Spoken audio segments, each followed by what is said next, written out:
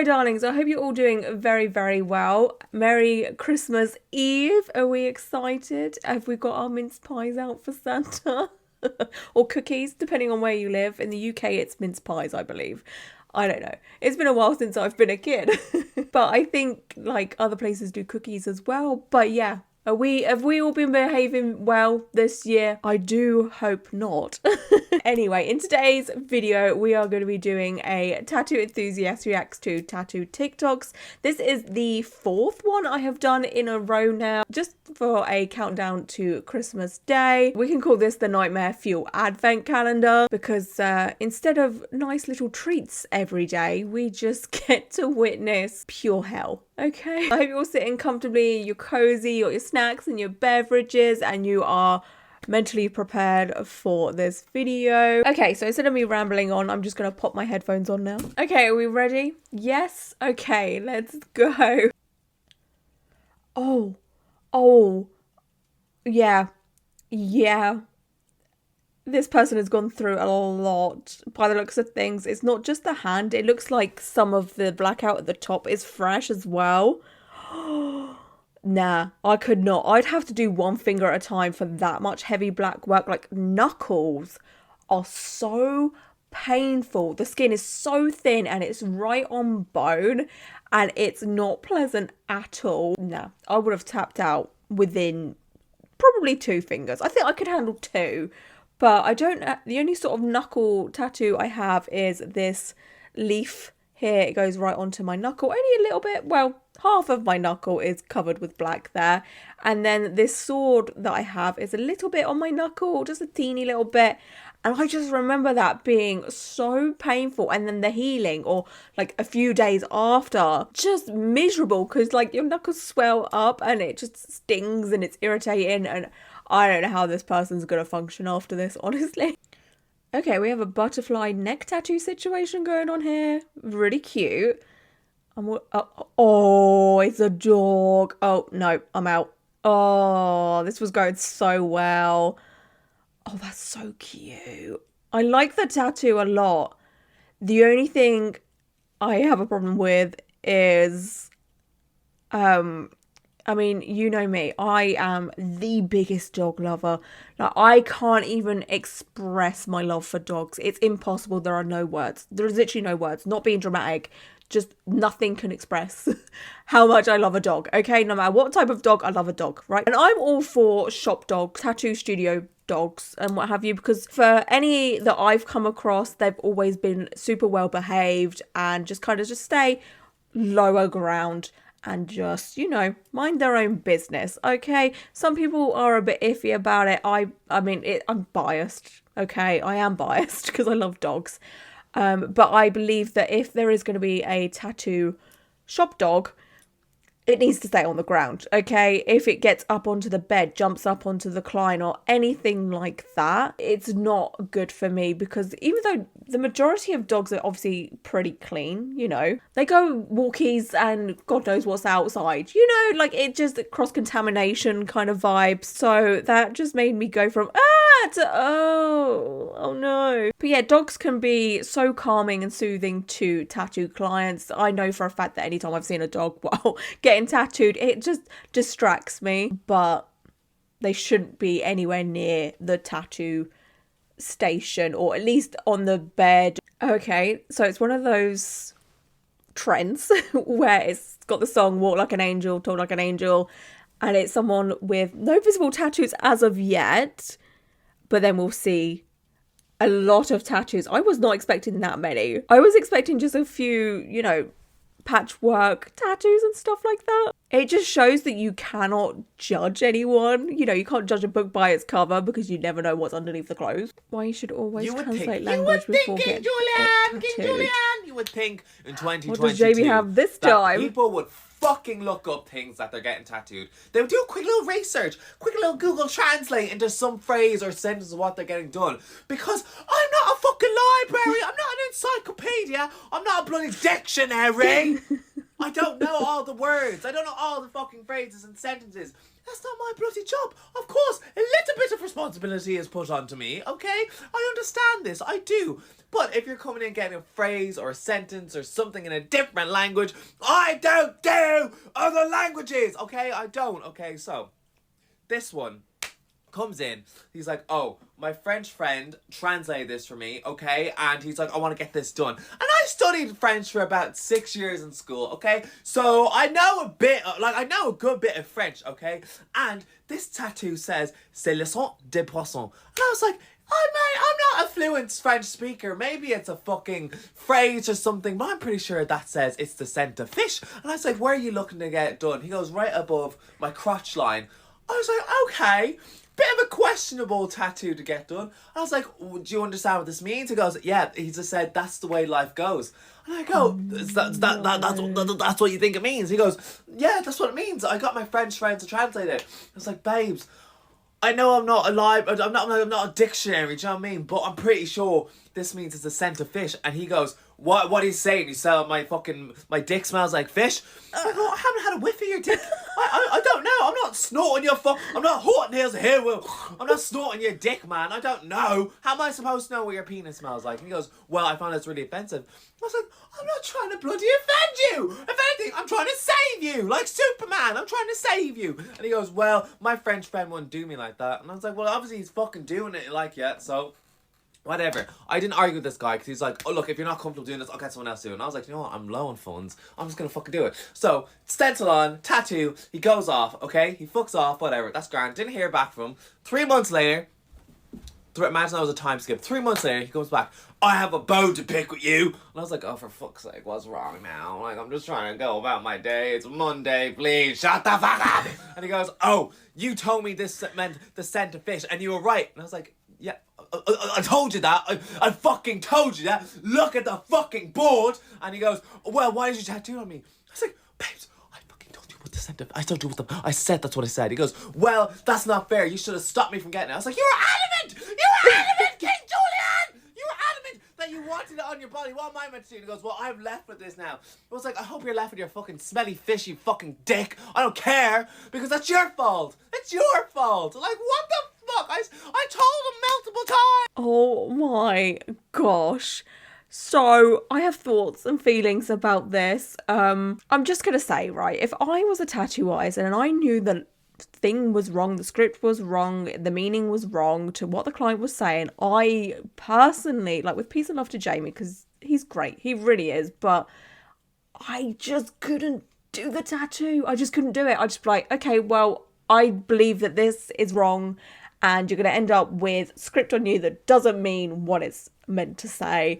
And sure, when money's tight, people will do things and whatever. I'm not going to go into that, but I just couldn't do it. I just couldn't do it. I just like, no, I'm sorry, I can't do this because this isn't what it means. And if you're still willing to go ahead and do this, then find someone else, because I just couldn't live with myself. I'd just be like, no, I'm not scarring you for life with script or words that don't mean what you think they mean. And then that's my reputation as a tattoo artist on the line, because then I'll be known as a person that gives fake script, even though I'm aware of what it means. You know, like, that's just, it's not cool in my opinion personally. With peace and love, still love Jamie, but it's just, yeah. Okay.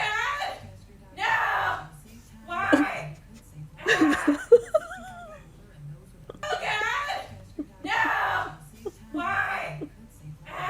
Okay, but why is this me every time I wake up? Oh God, no. Why? Ah. Oh, I mean, I'm sure we've all been in that situation where a tattoo just hurts and you're over it and you're just like, why? Why is this feeling like this? And everyone's pain tolerance is completely different, but I just want to put out here, you know, even though I am very empathetic of people's pain, if you're in this much pain to the point where you're causing a scene, and maybe this is just the way that this person deals with it or whatever, but I just feel like maybe that's the time to tap out. You know, it's a bit like you're clearly over it, and maybe this person has like 10, 20 minutes left, so whatever, okay, carry on. But if you have like an hour or 2 hours left, I think this is the time that you just go home and have a sleep, okay? Because you've been through enough by the sounds of things. Why for this? Okay, so we're going to have maybe black or white over black. This is what I want to do with my back. We're doing white. Yes. Oh, I love a time-lapse moment. Okay, it's kind of hard to figure out. So what is this? Skull? Right? Some sort of skull, priest, pirate situation? I don't know. Oh, that is hella cool though. I like that a lot. Oh, it just inspires me to do my back so much, but there's so many reasons why I'm putting it off. One, it's just going to be a long process. Two, I'm pretty sure I found the eyes that I want to do it, but I don't know what image I want on my back. Like, I know I want it blacked out and something over the top, but I don't know what the something over the top is. I'm thinking crawling tiger, which is a pretty basic back tattoo, but I think it would look hella cool in like heavy black and white. But yeah, there's a lot of things making me go, oh, sometime next year I'll start it. Or I literally had the realization like a week or so ago that I'm sure if you've watched my channel regularly, you'll know that I have this condition called RCPD. I basically can't burp, and yeah, at the minute it's so bad to the point where I can't eat until I'm done for the day. So obviously if I'm going through a heavy tattoo session, I need to eat, big decent meals, and I'm just not going to be able to do that. I'm obviously withholding getting tattooed until I have the treatment for it, which is Botox in my throat.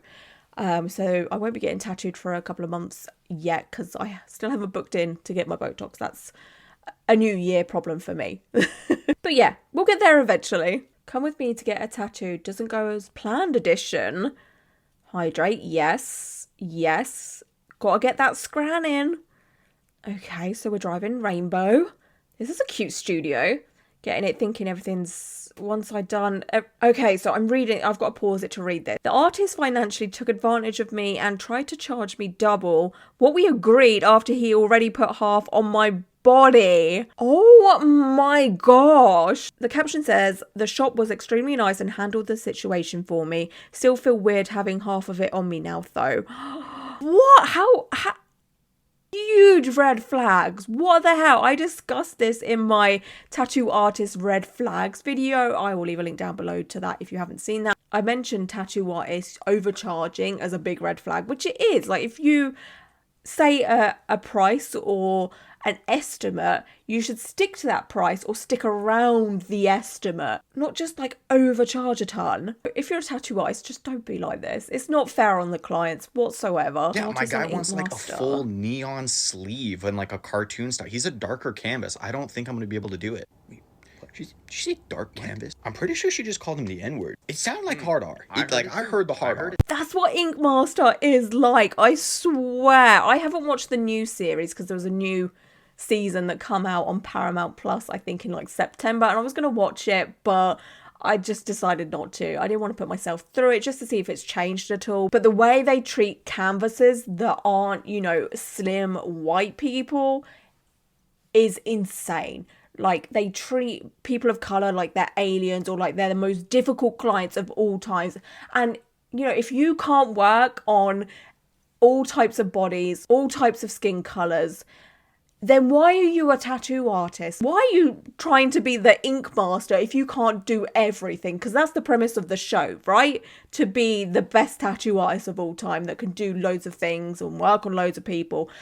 And they just, if you avoid people of color like this, or see it as a problem to tattoo people of color, or an inconvenience, just put down your machine. Put down your machine, walk away from being a tattoo artist. I'm sorry, but you don't deserve to be a tattoo artist. Okay? Like, imagine having on your CV, oh, sorry, I only want to work with white people. How horrible and racist is that? Like, why do tattoo artists get the pass? I don't understand. Ugh. So yesterday I was getting a tattoo, and I was sitting, waiting for my artist to finish tweaking the design. And this guy comes in with his girlfriend. He was looking to get a walk-in appointment. Now, my design that I was getting was a swallow. So this guy comes in and he goes in the back to start picking out Flash. And I overhear him say that I was looking to get something bird related. I was thinking a swallow. So I think, funny, me too. We're the only people in here. So he comes back to the waiting room and he sits down. And I go to him, I go, swallow buddies. And it took until now for me to realize why him and his girlfriend looked at me the way that they did when I said that to him. Tag a swallow buddy in the comments. This type of scenario is something I would think about for the rest of my life. You know, like when you're trying to go to sleep and you're peaceful and then all of a sudden your brain's like, bam, remember that time you said, hey, swallow bodies? And then I wouldn't sleep for the next hour because I'm constantly thinking of what an idiot I am. Is anyone else like that? I'm sure it's a common thing. Or maybe it's just a anxiety thing. But yeah, I was kind of hoping that they would end up getting matching tattoos or something. That's where I thought this was going. But no, it's just, you know, human brain farts, I guess. My parents' reaction to my first tattoo. Okay, just remember you love me. Oh no. I'm your favorite. Okay. Shitting myself. Arm. Oh. Wow. Oh my god. Really? Is that for real? How cool is that? Cosy. Yeah. You're joking me. It's in Grant's handwriting from that postcard. Oh, this is so wholesome. I had to put my glasses on to read So it. cute. Aw. It's so nice and thin and like Yeah, small. yeah. Yes. And like when my arm is like that, you can kind of see it. But it doesn't leap out at you. No. Nice. Thanks. I'm shocked. Good reaction. Oh, that is so wholesome. That was like the most wholesome tattoo reveal of all time. This person's so lucky to have parents like that. That's like, oh yeah, that's really nice. Which warms my cold little heart. I'm sure a lot of us can not relate to this situation. I remember when I showed my mum my first tattoo. She wasn't best pleased. She wasn't pleased. And oh my goodness. So my mum passed away in 2014. And since then, I have become so much more heavily tattooed, you know, just like over the years. And I dread to think what she would think of me right now. She would probably look at me like, what have you done, Lauren? Grounded. But I've been getting tattooed for many years. So I had a few tattoos before she passed away, like quite a few. But she ended up just, you know, dealing with it kind of thing. It got to the point where she would see a tattoo and be like, oh my god, when did you get that? Or how long has that been there? And I'd be like, it's been there for like 2 years, because I just stopped showing her when I got new ones. You know, I showed her the first one because I felt like I had to, and there was only one that she ever said she liked, which was the quote that I have in my inner arm. I don't know if my sleeve will go up this far. Oh heavens, go on. No, it's not going to happen. But I have a quote in here. It says, in order to be irreplaceable, one must always be different. And my mum was like, oh yeah, that's all right. But oh my god, the hands, the neck. Oh god. I mean, if she can see me now, she's probably like, yeah, I see it. Yeah, I'm not happy. Not happy with that. I would love to know how you told your parents or people in your life about your tattoo. What was their reaction? Okay, I'm gonna react to one more for this video. I don't know why I didn't tell you guys this, but like during the middle of the summer, I went to a tattoo convention and surprise, surprise, I experienced racism again. I've spoken about the microaggressions on this platform before because as a tattoo artist who is like 5 feet on a good day and presents like this, like supersize me homicide bitch, but I love my job. So I'm from the Bay Area, so I was really excited that there was gonna be a Bay Area convention, and it's called the Bay Area Body Art Expo. Their marketing ain't it. It looks like I'm just gonna show you. Like it's the stretched video for me, the green font for me, the weird clip art in the corner for me. What the fuck? Anyways, I was just really curious to see what like a Bay Area convention would be like, because the other one's an invitational. Didn't happen this year. So I was like, all right, I'm just gonna go to this one and just check it out. I didn't participate though. I invited my partner and then my other client who's like, we're all Asian, by the way. And I remember texting a client before we get there, hey, are you ready to not be in a safe space? Because I'm mentally preparing myself for that. We get there and it's like not even in the auditorium area of Cal Palace. It looks like the loading dock, to be honest. And then they had this vendor that served like nachos. So the whole place just smelled like stale queso cheese. Doesn't smell very sterile to me. So we're walking around. I see a ton of copycats. Okay, that's for later, but there was this one vendor who was selling UV blacklight ink. I was really excited to like finally ask this person some questions about like the ingredients and all this other stuff and educate myself. Without even acknowledging my questions, which go right over his head, he looks at me and goes, "Are you from Thailand?" My client is Thai. Sees this whole thing, walks away. And me being a fucking people pleaser is like, no? Well, I can speak 4 different Asian languages. Sir, nobody fucking asked you. Oh, really? That's so cool. It's so nice. The whole time I kept thinking, like, is this really happening? Are we, like, in a time capsule? And then I look up and I realize we are in a fucking time capsule because the whole place just, like, felt like it was an old motorcycle walk-in shop. It was a lot of fucking dudes. Like, I think I only saw, like, 3 or 4 girls there, which made me be like, wow, no wonder they're fucking staring because I'm a minority and I'm also, like, one of the only women here. And people were, like, shocked I was Asian without like Japanese trad tattoos. Like people were looking at my realism tattoos, but like continuing to ask me where the fuck I was from. I'm from here, bitch. And there were so many copycatters. I saw flash on people's tables that were from artists from Korea. Mind you, in Korea, it is illegal to tattoo there. And you, an artist, are going to try and profit off of the back of somebody who is risking their livelihood because you're fucking lazy and you can't draw? Pissed me the fuck off. Never going back to the Body Art Expo again. Wow, that just sounds like the ultimate boy club tattoo convention. Like, no, if I witnessed any of this, I would have turned around and got out of there straight away. I love a tattoo convention. I've been lucky in the fact that every convention that I've been to has been, you know, multicultural, all genders, all walks of life. And I've never seen anything, you know, remotely boy clubby or anything like that. And every convention I've been to also, it's all been, you know, custom design flash sheets, you know, out for people to pick if they want to get tattooed on the day. Or the artists that are working there are doing huge elaborate pieces and all of that. And the racism as well. Oh my God. The audacity. Oh gosh, that's made me a bit more wary about looking out for these types of things now in tattoo conventions. You know, like, again, like I said, every convention I've been to has been, you know, nice. I've never seen any red flags. Not that I'm aware of anyway, but doesn't mean it doesn't happen, of course. It clearly happens. Okay, my darling, so that's it for this video. I hope you're all doing well. And until tomorrow, which will be Christmas Day, I'll have the last installment of this Nightmare Fuel advent calendar. But yeah, until then, bye.